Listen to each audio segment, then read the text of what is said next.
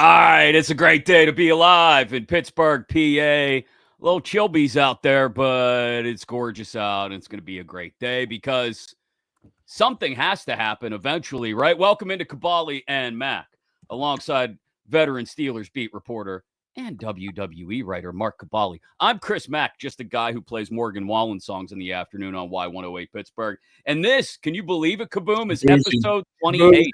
Shabuzi. And Shabuzi. Yeah, sorry. Can't forget the Shabuzi that I did play the other day. And when I played it, I did say for Mark and Jefferson Hills, just for you. So you gave me a shout out. I gave you a shout out. Were you listening? Or were you stuck talking to Penny Muller for an hour and a half? Then followed by 2 hours of Hawk, followed by half hour of Bechtold, followed by an hour of Crowley and Doran. I can't keep my story straight anymore. Yeah, I was gonna say you ought to just take one of those empty offices and turn it into Kaboom's room. Just give you a little cot there, a little spot where you can plug in the laptop and get some work done.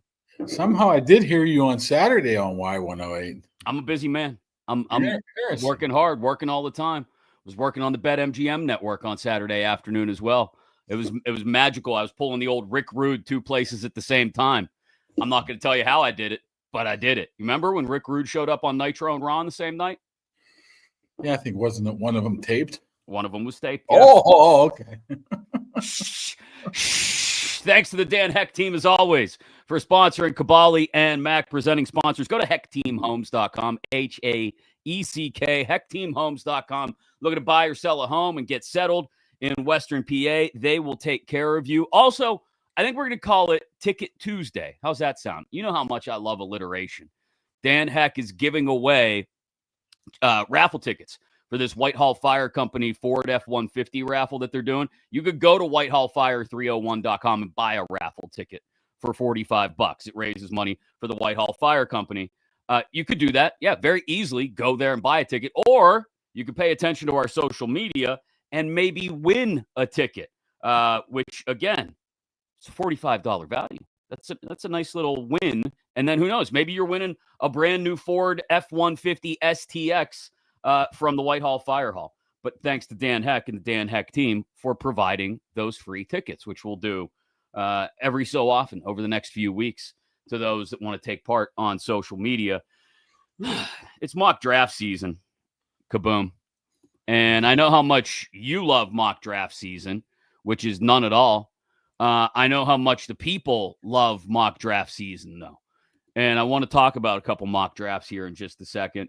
Also, the Steelers signed another defensive back. I don't know how this dude fits in, but we can talk about Juan Thornhill a little bit later.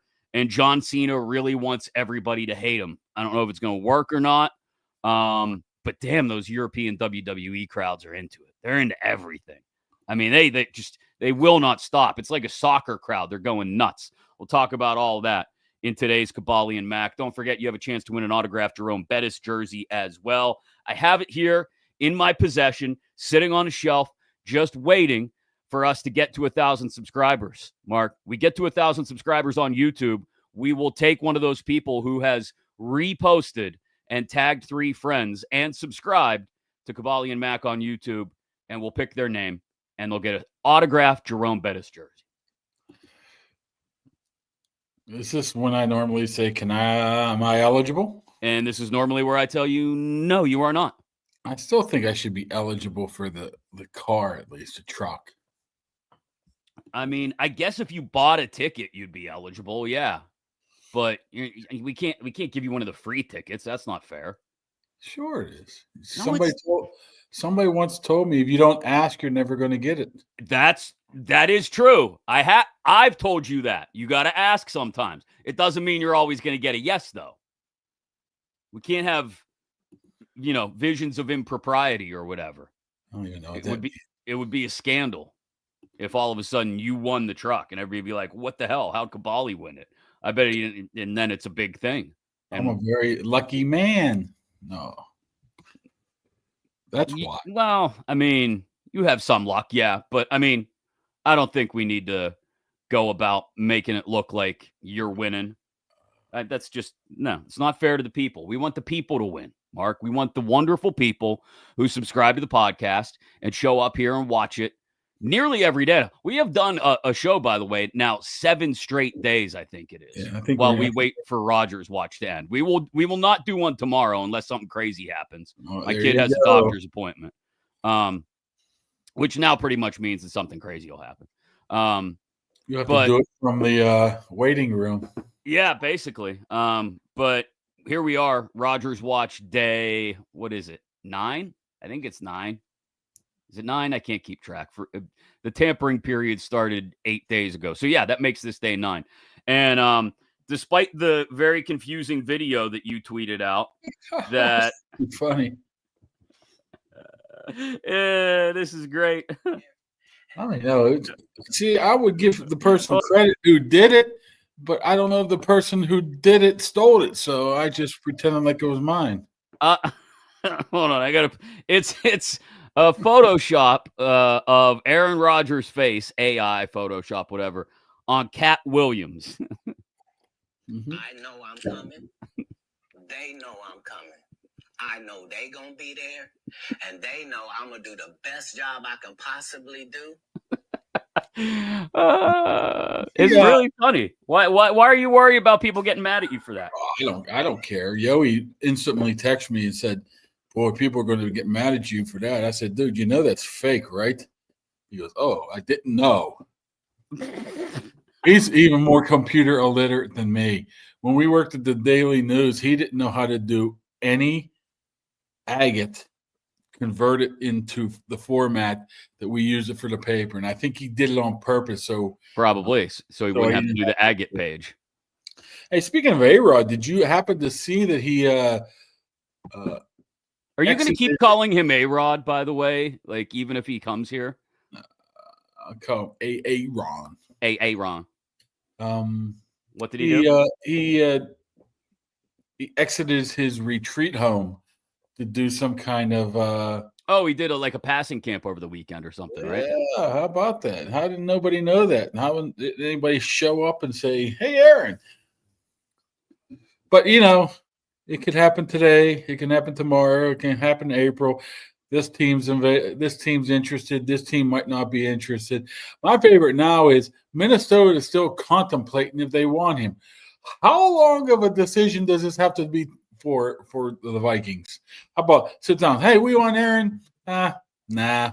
Or why not? Let's go. I mean, isn't it as simple as that? What do we need 4 days to figure this out for? You would think, or maybe they're making it up. That's what I think it is. Well, you just called the shot. Go ahead, call everybody out. Everybody's making it up. I think they are exaggerating, putting more stock into what they're hearing from people that don't know. Okay, that's fair. I mean, look, he might sit around all summer because he doesn't feel like going to training camp, and then somebody might decide, maybe even after a quarterback somewhere else gets hurt, to give Ron a call on like August 6th or something. Who knows? But I've given up Rogers Watch, like most Steeler fans have at this point. If he ends up coming here, great. If not, oh well. No biggie. I think that's what the Steelers view too right now. Great, by the way. When I say great, I say it kind of like nonplussed, like great. I don't say it like woohoo, yeah, Aaron Rodgers. Like I'm not going to throw a parade if Aaron Rodgers decides to sign with the Steelers. You know what I was thinking? What? I was thinking they signed Mason, right? Yeah. Everybody all of a sudden loves Mason now, right? Mm-hmm. And Mason came back here to get an opportunity, and it really looks like he's going to be the starter because Aaron Rodgers doesn't make a decision, and all of a sudden on draft day he goes, "Hey, Omar, I'm coming," and all of a sudden Mason's the number 2 again. There's yet another dart. Oh, I've thought that out. Yeah, like when I picture the August scenario, like the reason I was thinking about it is because of the rookie quarterbacks out there, and I've told you before, I'm not a giant fan of any of them. I like Jackson Dart, but not with a first-round pick, I don't think. But like I could, I could see him going into training camp with like Rudolph and I don't know, pick one of those second-tier rookie quarterbacks, Tyler Shuck, that everybody keeps talking about, and Skylar Thompson, and then Aaron Rodgers gets bored the second week of August and calls up the Steelers and says, hey, still interested? And Omar goes, yeah, I guess. And then, yeah, to your point, Rudolph gets shuffled right back down the depth chart. It's sort of like Plex Watch from like 15 years ago when Plexico going to show up. Oh, no, he's here. Oh, he's not coming back, though. One of those things. I mean, Steeler fans just can't be emotionally invested in Rodgers anymore. I don't know. The craziest thing about it is nobody knows what anything's being said. I mean, nothing's coming from Rodgers, so we're hating him just because his lack of what he told him, hey man, it's going to be some time here. Yeah, I didn't say, like, I'm not one of those people who's going off like I heard old Donnie Football, our guy on the fan last week. Donnie. He ain't Donnie Football right now. No? He's Donnie Chedwick now until football season comes. Oh, sorry. But I heard him going off, and I've heard other people mention this too. Aaron Rodgers is holding the Steelers hostage. He's not. The Steelers at any point in time can tell Aaron Rodgers to go piss up a rope, sign Russell Wilson, and be done with it. So he's not holding them hostage. They can decide to do what they want to do. So yeah, I'm not at that point where I'm not mad at Rodgers. I'm not one of those people that's like banging the table. He has to make a decision. I don't give a rat's ass if he never makes a decision and sits at home. You don't know if he's waiting for Minnesota. You don't know what he's doing. Another thing is, how much is he going to be here in OTAs? Not at all. Camp. You know that. I mean, even if he is here, he's not going to get any reps. So that's what I mean. This thing could be the first week of August, Mark, and all of a sudden he'll decide what he wants to do. But you would love to get him, acclimated. Here's the playbook. I understand that. Sure, but he doesn't give a shit. But he's not going to. He doesn't care if he's acclimated or not, because he's going to make the building his as soon as he saunters in. Yeah, I still think, I don't know. I would just purely be speculating, but I still eventually think he's going to be a Steeler. In what way you could screw Mason the worst is what's going to happen. That's my your new line of thinking, your new logic is wait until August. Most is what's going to happen. They'll even go so far as to play a preseason game, and Mason will have 2 or 3 perfect drives and score touchdowns, 10 of 12, 150 yards. And then the next day, Aaron Rodgers comes walking into the south side. Yeah, that would be exactly the way the Steelers have treated Mason Rudolph, and it would fall right in line. It would be perfect. Thanks as well. We mentioned the Dan Heck team for sponsoring Kaboly+Mack. We got to thank our friends at Southwest Greens as well. It's getting nice out. Like I said, spring is here. Maybe you like to get out and golf. You'd like to have a little area in your backyard where you could practice the putting and real putt. They can do that. They can install a surface in your backyard, whether it's just a little tiny area around the play set for the kids. The pets can use it as well. The whole yard if you want to. SouthwestGreensPA.com. Go there. Tell them Kaboly+Mack sent you, and they can get you the best looking yard in the neighborhood without all the maintenance hassles. You don't have to mow. You don't have to spend hundreds of dollars watering the thing every single summer when it doesn't rain for 4 weeks. All that stuff, they'll take care of it. It'll be the most beautiful yard in the neighborhood, an artificial surface that looks and feels real with Southwest Greens. Go to southwestgreenspa.com. All right, I mentioned mock draft season. I know you hate mock drafts, or at least you're not as big a fan of them as some people this time of year. 2 mock drafts I wanted to talk about, okay? One is Mel Kiper's. That came out, I guess, last night, early this morning. He has 3 quarterbacks going in the first 9 picks. He might not be off on that one. He still might not be off. You really think, man? So he has Cam Ward going first overall to the Titans. Okay. Then he has Shedeur Sanders 3rd overall to the Giants. Okay. And then he has Jackson Dart at number 9 to the Saints. Quarterback in waiting behind Derek Carr, I guess. So that's one extreme. We'll get to the other extreme of quarterbacks and how it could affect the Steelers in just a second. What I found interesting is that in Kuiper's mock draft, he has the Steelers taking Derek Harmon, a defensive tackle from Oregon, while Walter Nolan, the kid from Ole Miss that everybody's talked about, that Mike Tomlin apparently took some interest in at the Senior Bowl, while he's still on the board, while Emeka Egbuka, Matthew Golden, and Luther Burden are all still on the board at wide receiver.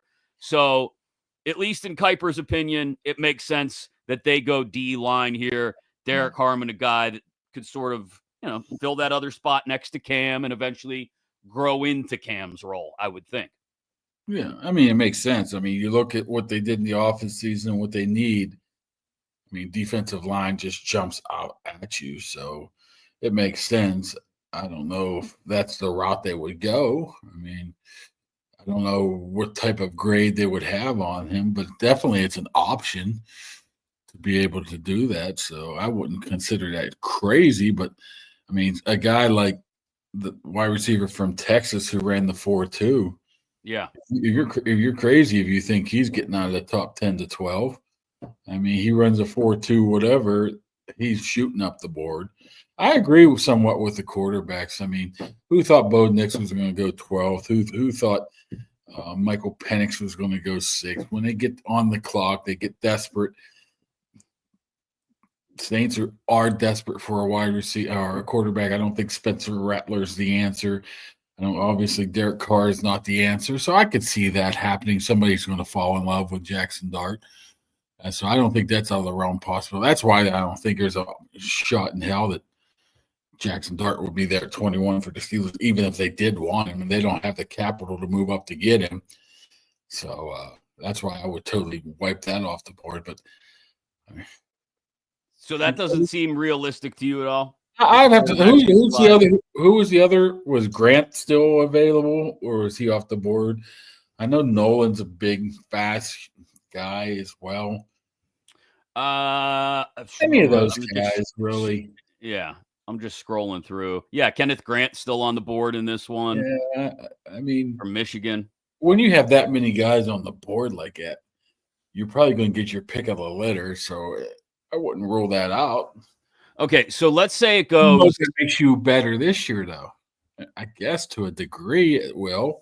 What, a defensive line? A defensive lineman, I think, can be. Defensive lineman's coming in and putting in 80% of the snaps immediately. I mean, no, but they can at least get on the field right away, right? Like they can rotate in there. They can give you. I mean, if you tell a defensive back, "Hey, you control these two gaps. Don't let anybody run through them." I mean, it's not. I understand it's more intricate than that. I'm not trying to dumb down defensive line, but like you can get on the field, especially if you're physically athletic and talented. You should be able to get on the field on this defensive line that is signing what's-his-face from New England, bringing back Isaiah Loudermilk. I mean, Keanu Benton is sort of the de facto incumbent next to Cam, right? That's it. That's all. Then it's a bunch of dudes. So if you can't beat out all those dudes and maybe split some time with Keanu Benton, then you're not a first-round pick, I don't think. Yeah, I understand. But we thought last year, how in the world is Roman Wilson not going to get on the field when you got Van Jefferson, Calvin Austin, Quez Watkins, and who was the other Jamoke they signed? Skoronix and Scotty Miller were later. I forget who else they went in with. I don't think it really matters. Whatever, but you know what I'm saying. The plans make sense until you get them on the field and you're like, this guy needs some work. Like Leal. Leal was a guy that needed some work from the start. I mean, I don't know how. I mean, I've heard before from important people that he really didn't get taught much at Texas A&M. So he came in here as green as possible. So that's what's taken him some time to get acclimated. So, I mean, you could put that in the same – I mean, you never know what they're coming from is what I'm saying. So, I mean, defensive line is definitely an option, but things tend to change here. Okay, so let me present the other mock draft option that I saw the other day. I mentioned this to you. Ryan Fowler of the Draft Network. I don't know if he's any good at this or not, Who the hell is that? I don't know, but he presents an interesting scenario where Cam Ward goes first overall to the Giants, and then another quarterback does not come off the board. That's wrong. Until the Pittsburgh Steelers come up at 21 and draft Shedeur Sanders of Colorado. So here's the question I want to bring up to you. Let's play this out just for the sake of playing it out, because this is what they got to do in draft rooms. They got to play out every scenario. If somehow this zany scenario played out where everybody's passing on Sanders, would the Steelers have any interest in that? Yeah, I would think they would have it. I don't think they're going to get – I don't think that they would get thrown off because Deion Sanders is his dad or anything like that. Deion Sanders got his own stuff to worry about. It's called the Colorado Buffaloes. So I don't think he would interfere, especially with a guy like Mike Tomlin. I don't think he would go down that route. I think that would be a losing battle. So if they deem him good enough, I mean, the one thing you have to love by Shedeur Sanders is I don't know his arm strength. I don't know his mental acuity, whatever that word is. Acuity? Yeah, how smart he is. Learn the offense and stuff like that. But dude's a winner. He goes places, he wins. Yeah, I think he seems like a pretty good leader too. Like dudes seem to rally around him. I think he's learned that a bit from his dad. Yeah, but I mean, obviously he has some diva mentality, and we know where that comes from. But if you're able to keep that into check or within reason, I mean, once again, I hate to say that because obviously you never know the guy, you never met the guy, so I tend to like to put my own spin on it after meeting the guy. But for everything you see, like the Aaron Rodgers stuff, it's like, well, he's going to create a problem, and all the off the stuff, the field around him, and all that stuff. What did he do in New York? Speaking of Donnie, I think he had somebody on from the Jets and said, it wasn't Aaron Rodgers. He was good last year. He wasn't the problem. It was everybody around him that was the problem. I mean, I think we make decisions on people like Aaron Rodgers just from what we might hear or hearsay. Well, I said this to you after I watched. Sure, there's some, but that's every professional athlete for the most part, other than like Sidney Crosby and Andrew McCutcheon, right? Yeah, I think for the most part, we don't know them nearly as well as we think we do. Even people like you that have been in the locker room for years. Like, we think we know guys to an extent, and maybe sometimes we know them a little bit, but we don't really know them, right? Well, there's a difference between standing in front of the media and talking to a guy and just paying attention to the surroundings when nobody's looking, what he does, how he talks, how he interacts. I mean, for the most part, I go in the locker room and just people watch. Let's see let's see how this is. Let's see how they are, who they eat lunch with, who they talk to, who runs the room, who's even in there. And I think you can glean a lot from just being aware of your surroundings when you're in there, rather than standing in front of the podium and being Mr. Positive Russell Wilson, which he was. But everything I saw behind the scenes with Russell Wilson was same thing, I mean, what do you mean same thing? Like he kept that? It wasn't a facade. He kept it up. That's just, to me, it just was his personality. That's fair. It seemed to be, yeah. So, I mean, you get confirmation of it, like you said, when you see the way a guy acts without the cameras on or the microphones on in front of him. That makes sense. Back to the original point, though. If there's a quarterback available at 21 who is named Sanders or Dart, do you think they'd do it? Or do you think they're I know what Art Rooney said back in February. Well, no, not missing on Kenny Pickett wouldn't affect. We don't really think about that at all. Well, no, you have to think in the back of your head. We blew it last time we drafted a first-round quarterback.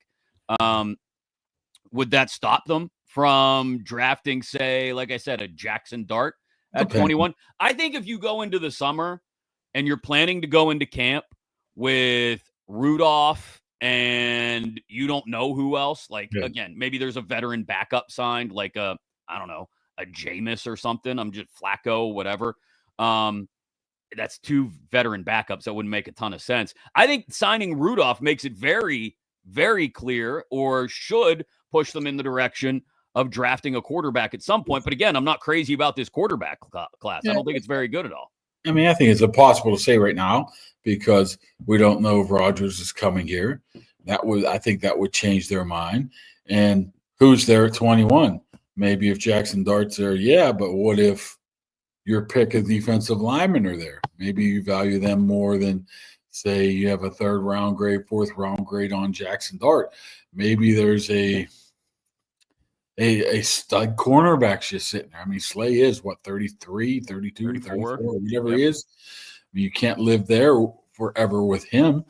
Maybe there's a wide receiver who's might be the best. I mean, so you have to watch until it plays out. It's almost impossible to predict that right now. But say that, Rodgers doesn't sign. Say that everybody's off the board who they are, who they think they are, especially if Rodgers doesn't sign. I think, yeah, you do put that into the play.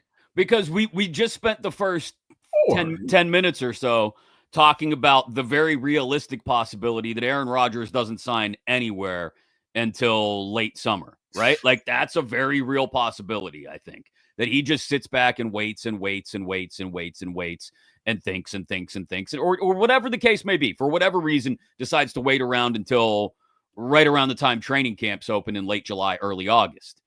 If that's the case, well, if all you got on your roster going into the draft are Rudolph and Skylar Thompson, then yeah, you damn well better draft a quarterback at some point just so you have another one around.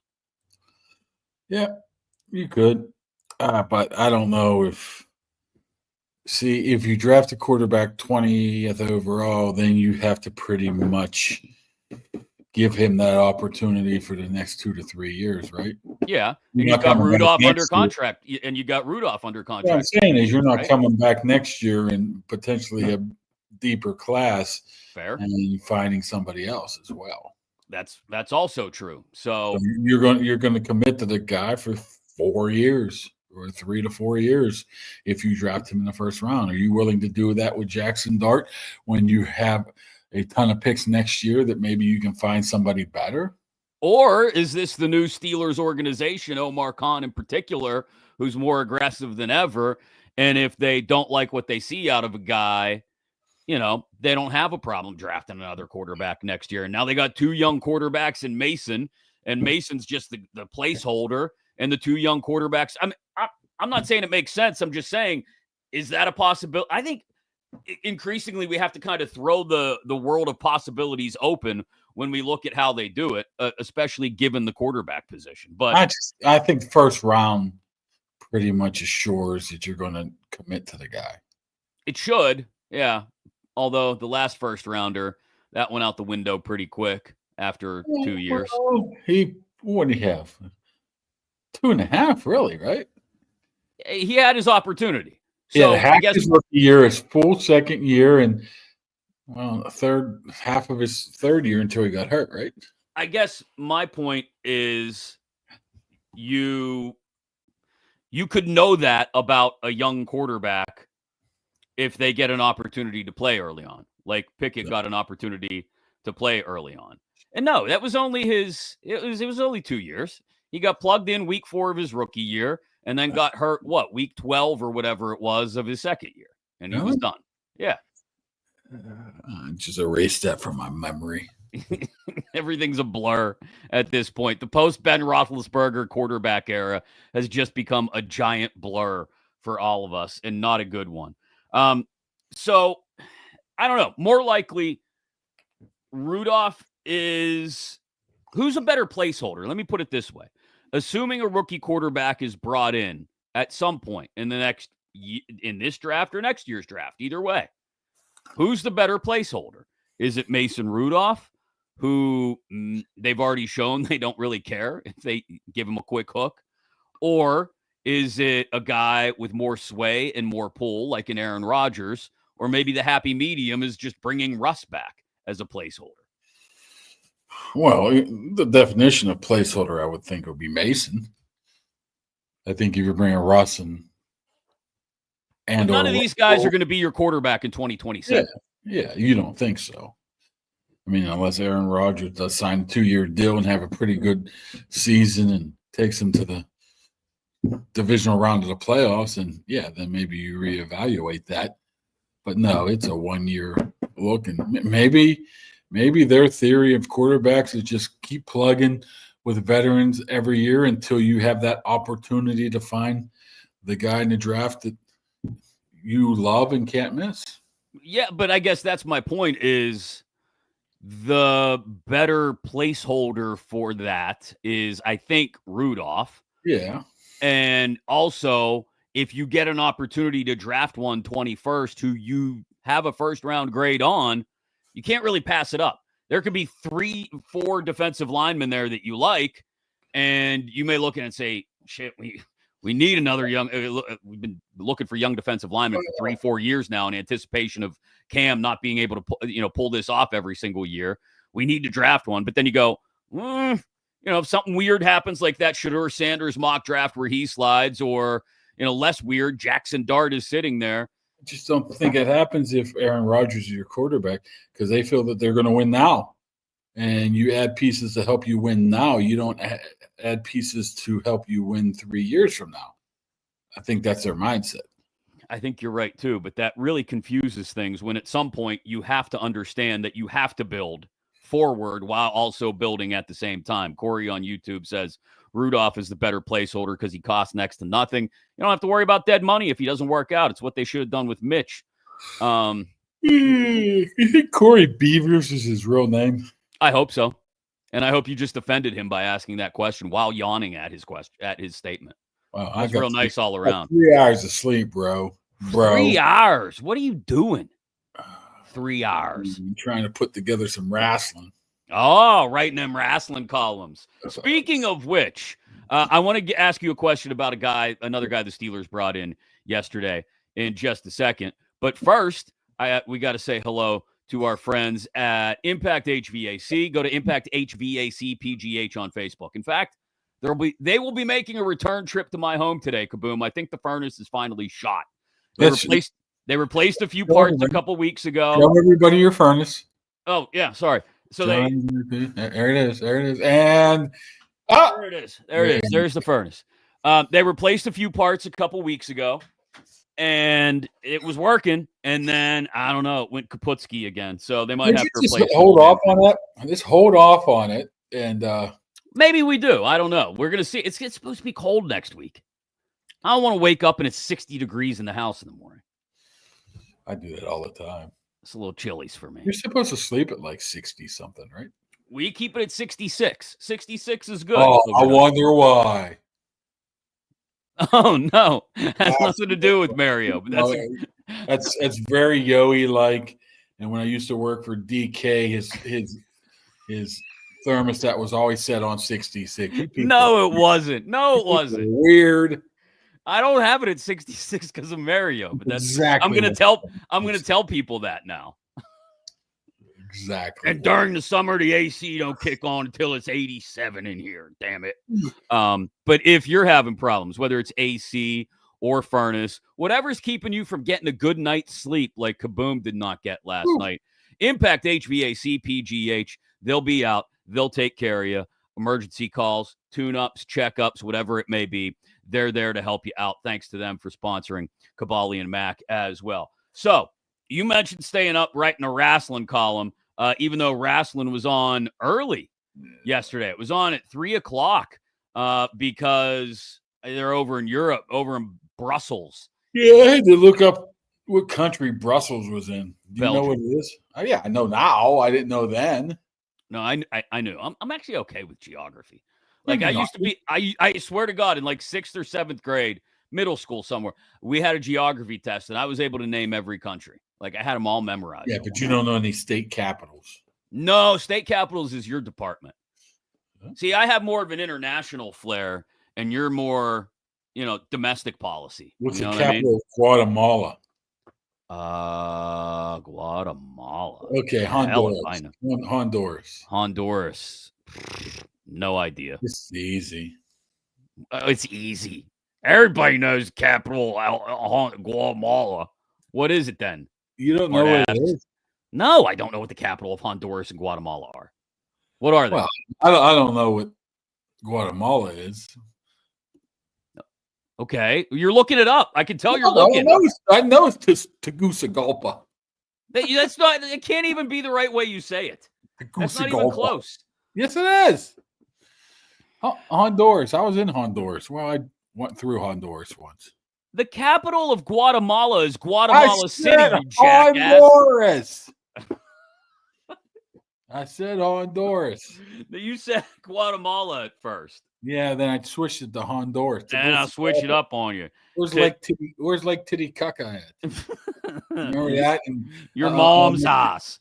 You remember in elementary school, every time they said Lake Titicaca? Yeah, yeah, because it's funny. It's Titicaca. Tegucigalpa. I didn't know that was the capital of Honduras. I don't know country capitals. Anyway, WWE is over in Europe. First of all, those crowds are absolutely insane. I love watching when they're over in Europe. They don't shut the hell up. They chant for everything. My favorite of the night was Cody Rhodes. Yeah. Cody Rhodes. I mean, they're even chanting for guys they shouldn't be chanting for, like Drew McIntyre. McIntyre's like, king heel right now. Bad dude coming out, attacking Damian Priest in the middle of a match. They're chanting for Drew McIntyre. They chant for everything. Rhodes. I mean, and they knew exactly what to do.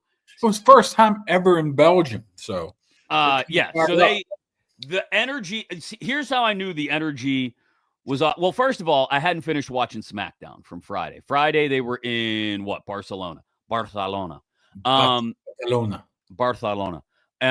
I watched the end of that last night. And then I watched the very beginning of Raw, the whole Cody Cena part. And like that crowd, they didn't even have to play. You know how guys will have promos in the middle of the ring and then they'll walk to the back while their music's playing or whatever. Like you thought, oh, maybe they'll play Cody's music since he dropped the mic on Cena or whatever. No, they didn't even have to play music. Just as both guys walk out, the crowd is just chanting, going ape shit, berserk, bananas.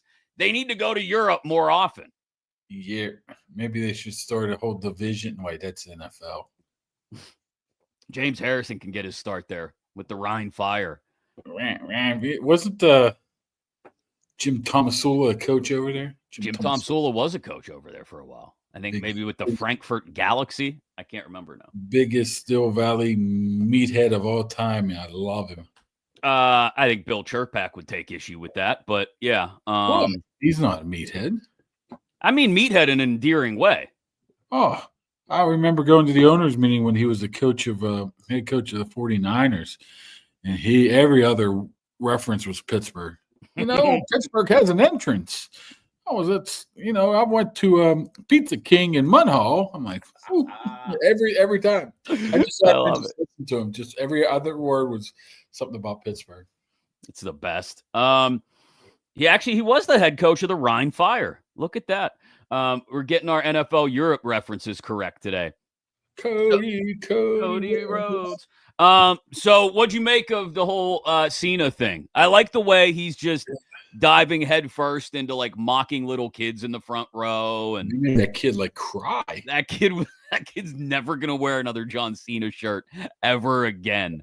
Yeah, at first I watched it. I'm like, there's not much here, but then I watched it back and just really soaked it in, and I think I liked it.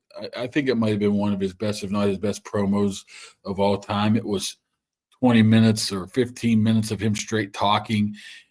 And I thought he was going to go after Cody Rhodes. I thought he was going to say something about The Rock, maybe the company, how he wanted whatever. But no, he took shots at the fans.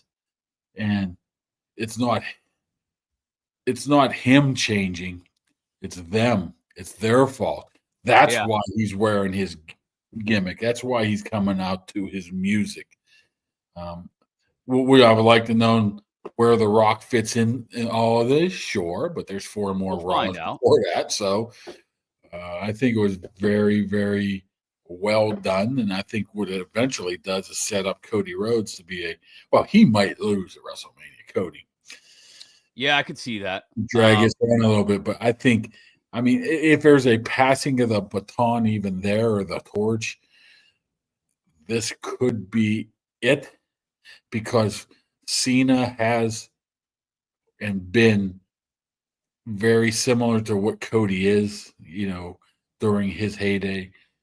Yeah, he's been the baby face. I know he said, I'm not a baby face. I'm not a heel. Everywhere. He's been the baby face for 20 years. He's doing the Make-A-Wish. He's doing everything. Well, that's him. So I actually liked it. I thought it was pretty good as one of his better performances. I mean, it can't be easy because you have 20 straight years of him going about it one way. And let's not kid ourselves. If you go back and look at some of the promos he's done over his career, there's some heel feel to it. The Rock writing on the wrist, the Roman Reigns when he told him, "Hey, when he forgot his lines. I'll wait. Come on." Oh, that's right. When The Rock wrote things on his hand. Oh, Rock apparently was really pissed about that. Yeah. I mean, so there was a lot of different heel type promos he's done in the past, or at least moments. This was just full out craziness. So I'm curious to see how it advances from now on. I think we'll see Rock or Cena pretty much every week now, leading up here. Really? So, you think we get him that often? I think you need to, because I think you do need to. There's still questions left unanswered, so that's to come from somewhere. You have to know why the Rock's in it. Why the Rock?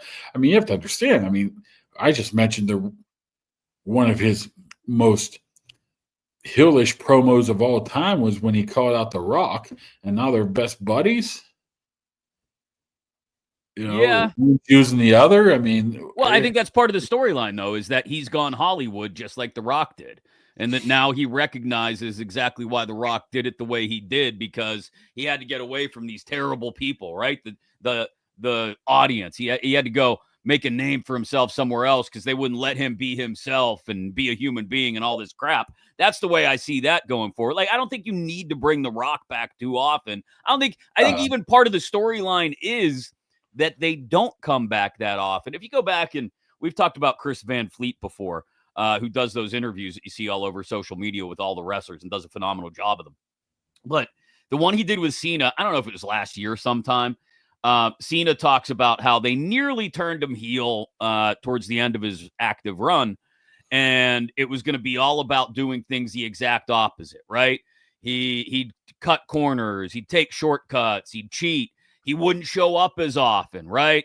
He wouldn't be on as many shows, and I think we're going to see that. I think he's going to show up once every couple of weeks, tell everybody how much he hates them. Cody will, work the crowd and tell everybody why Cena's a punk, and we'll gradually lead up to WrestleMania. I just don't know, to be honest, like the legitimate practicalities of a guy shooting a movie in Europe, which I think Cena is still doing, and being on the show every week when they come back to the States. Like, I don't see how that works until after WrestleMania, maybe. Like, maybe it's a summertime run with him with the belt and everybody going ape that he's got the belt and now he's the champ, and Cody working his way back to win it back from him at like SummerSlam or something. I mean, they do have the next two shows over there, next two Raws. Right. You would think he would be a part of that. I think one, I don't even know where it's at. One's in France, one's in Italy is the next one, I think. Bologna, Italy. Then I think it's France. Maybe it's London. I don't know. I mean, maybe it's London. Maybe it's Paris. I'm not quite sure.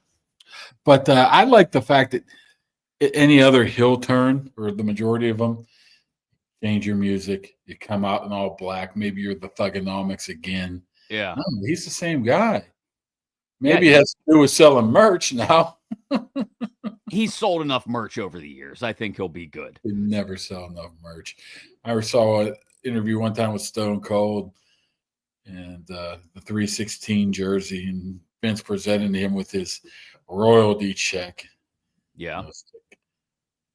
He never saw anything like that before in his life. Oh, the royalty checks. That's how they get paid. That's why you want to be huge. That's another reason. I mean, you're giving up money if you're becoming a heel, because not too many people buy heel merchandise compared to Cody. Yeah, that was decent show, I guess. How's the kiddo taking the little Kaboom taking the Cena heel turn? Is he handling it all right? He was thinking he was going to be the thug. The first thing, he wasn't home yesterday, so he messaged me. Did he change his music? Oh, because he thought he was going to come out as the Thugonomics. I don't know. I don't think he wants to commit yet because he doesn't like to be wrong. So he don't want to commit to Cena, and then Cena loses. He don't want to commit to Cody, then Cody loses. So he's not. He was a Jay. So he just wants to be a front runner, basically, right? All the time. Yeah, I get that with my He's kids. an Oos. He was a big Oos guy until Jay beat Cena. Then he threw. So he's out on that now too. No more yeet. He threw his Jey Uso doll to the ground and started chomping, just booting it. Jeez, Beat him, so he wasn't happy with that one. I think he'll come back around on Oos. Is this real? Hold on. Dylan mentioned this in the comments on YouTube. Are we not going to talk about MLB The Show Simulator putting the Pirates as a wild card team with 84 wins? Is that true? That considered? I mean, is that like I've been trying to Google it and I don't see it anywhere. Is that simulator put together by Jason Mackey? No, it was put together by Neil Huntington, and they ran 10,000 simulations, and one of them had them ending up with 84 wins. You know what? If they have 84 wins, we can do a contest. Somebody could pick out something I need to do. Maybe if I could walk to Philadelphia and back, right? Is that a promise? Are you making that a promise? There is no chance in hell they win 84 games. How about this? If they win 84 games, we don't know when the Steelers play the Browns yet. If they win 84 games, you have to walk to the Browns game in Cleveland. My goodness, I can't even walk up the steps. I mean, you get started on Monday. You'd make it there. We're gonna have to do something more realistic, like eat the hottest wings possible or something like that. No, that's not right up my. It's not supposed to be something you'd enjoy, Mark. I don't enjoy eating those hot wings. No? Oh, there ain't no way. I still haven't found any kind of results for this supposed piece of news. I've searched Google and Twitter, and I don't see anything. Well, if it's not on Google or Twitter, it must be fake. Yeah, that's what I'm thinking. How in the world do you possibly think that the Buccos can win 84 games? Oh, it's on Yahoo. Hold on. Of course it's on Yahoo. I mean, if Skeens starts 42 times, but that's not realistic. What about the other 50 games? I mean, you only got to win like a third of them then, because Skeens will win you. Hold on. Yahoo Sports simulated the 2025 MLB season using MLB The Show. And the Pirates. It says the Pirates finished 25th. Hold on. What is? I'm not sure if I'm buying this here, Dylan. I appreciate your interaction on the YouTube comments, but I don't know if I believe this too much. Hold on. He's calling you out, Dylan. I am. You got to come with proof. Oh, Devin Williams traded to the Pirates at one point in the simulation. Wow, that should do it. I mean, best closer in the game right now. Oh no! I just found it. Sorry, Dylan. I just found it. It is real. In the MLB The Show simulator, they have the Pirates as the second wild card with 84 wins. That is wild. That simulator has to be on some sort of hallucinogens. That would be great if it happened. Seriously, it would be awesome. I don't want to paint it as if I'm not a fan of the Pirates. I want to see the Pirates do well. I want to see good baseball, but I'm just not hopeful that, other than some of the pitching, we're going to get a lot of that. What has showed you over the past 40 years that they're going to play good baseball? I mean, they shocked the hell out of us in 2013, right? So there's that. We got that going for us. Look, you got the best pitcher, and you got I'll say the best pitcher in the National League, maybe the best pitcher in baseball. And right? you did nothing to improve your team in the offseason. And you've got a good bunch of young starters coming up, some already at the major league level. So you have pitching. Now you just have to score more than 2.5 runs a night. I'm not telling you that gets you anywhere better than 75 wins. I just don't want to reinforce it to Bob Nutting that you can just go out there and not improve your team and still be successful. So what's hilarious to me is I saw a story, and now I feel bad because I can't remember where I saw it yesterday. But if you look at the Pirates over the last, say, 10 to 15 years, their revenue via attendance and concessions, which is where they get a majority of their revenue, is in direct correlation to what their payroll was. So in other words, if they went out and spent, there were a couple years where they spent like $90 million on payroll, which is a pittance in current terms compared to what some teams are spending, but was like their max, right?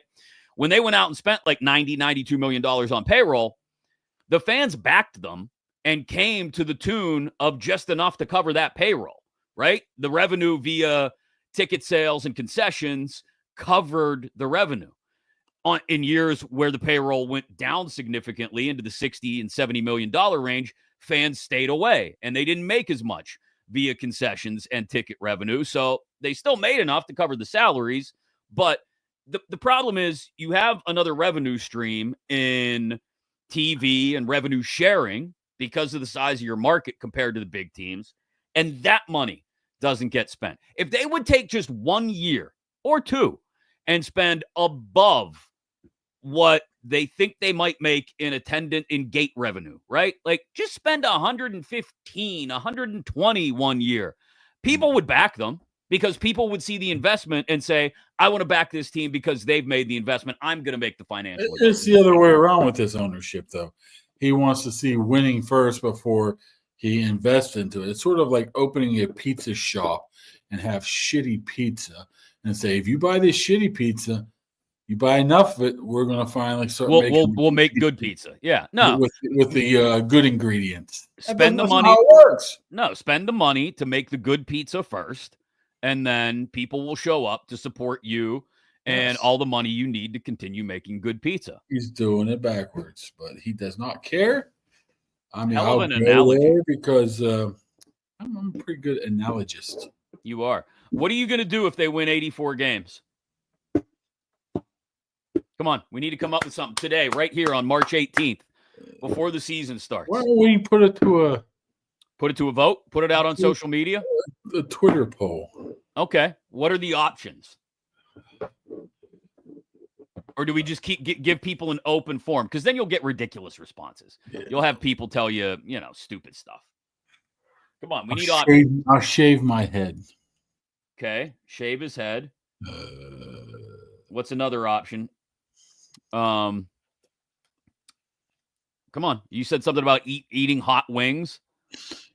Like the hottest wing possible. I don't know. Maybe we should leave the legit ones up to the fans.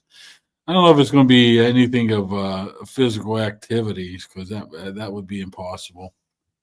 Dylan suggests a 24-hour fast. 24 hours, no food. That's a piece of cake there. Yeah. I've done that before. It's called colonoscopy. Yeah, that's always fun. Real quick. I could do the old one chip challenge. Oh. With the hottest hot sauce in the world. Before we wrap up, I wanted to ask Juan Thornhill. Steelers signed him yesterday. Safety. What are they going to do with this cat? KZ. Okay. So yeah, KZ 2.0. Is he a second round pick? He's a little better than KZ, isn't he? Yeah, that's what I'm saying. He's a better version of KZ. Okay. So that's where I put him at right there. I mean, once again, they're filling in the pieces around them. And you could say it's on the cheap, but they got to fill out the roster and the depth somehow. Okay. I don't know if we're going to see a big dining. Like I said, obviously you might see the quarterback being signed, but other than that, I don't know. I don't think they're going down that route. No, first of all, I don't think there's anybody out there. So I think you'll see maybe a couple more before OTAs of these mid-level piece fillers. So I'll take a better KZ. Absolutely. I'll take that. So pretty much this is what it is. I mean, this is your team, depending on what happens in the quarterback situation and the draft. What in the world? What was that noise? My car needs inspected, right? Your phone and your computer make more noises that we don't know about. My car needs inspected. My owner's card is expired, and I needed not the VIN number. I needed the title number. Yeah, and I don't have the title number because I don't have the car because it was getting inspected. So I have to update it, but I have to whatever. You know what I'm talking about. You're a disaster. Go get your life together. Take a nap. Real quick, I told you we would give it away on the show, so we're going to give it away on the show. He was the first. I drove by yesterday and noticed it. The truck. Pretty sweet. It's really sweet. So getting a free raffle ticket, $45 value. Damn it! I wish I would have had my drum roll. Yeah, it sucked last time. It didn't work. Don't worry about it. Oh, everybody loved that. 2025 Ford F-150 STX is being raffled off by the Whitehall Fire Company. You could go to whitehallfire301.com, buy a ticket for $45. Or if you are Nick Netback or Netbatch, I don't know how you say it, Nick. Isn't that what's his name? It's Nick Netbatch or the Dolph Ziggler. Is that his name? Hey, Dolph. Does not look like Dolph Ziggler. It looks like Dolph Ziggler's real name is Nick Nemeth. Oh, Jesus.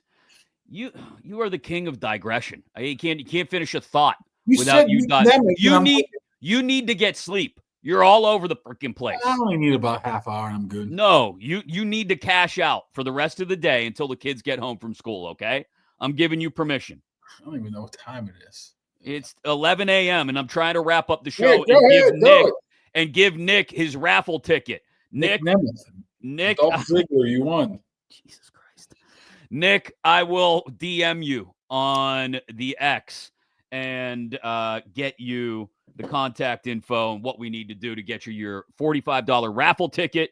You've got a free ticket coming your way from Dan Heck, the Dan Heck team, and heckteamhomes.com. You are now officially in the raffle for that 2025 Ford F-150 STX being raffled off by Whitehall Fire Company. Kaboom, go take a nap, okay? I think, one last thing is don't forget, we're like 200 away from giving away the Jerome Bettis. Real close to giving away that Bettis jersey. You got to repost the giveaway tweets that Mark and I each put out there. Tag 3 friends. Make sure all Forians is subscribed to Kaboly+Mack on YouTube, because when we get to 1,000 subscribers, somebody's going to win. We're at 792 right now, so we're inching up on it very quickly. Bussy photo. I forget who I told. I might have told the wife. She goes, "Wow, that's a pretty good giveaway."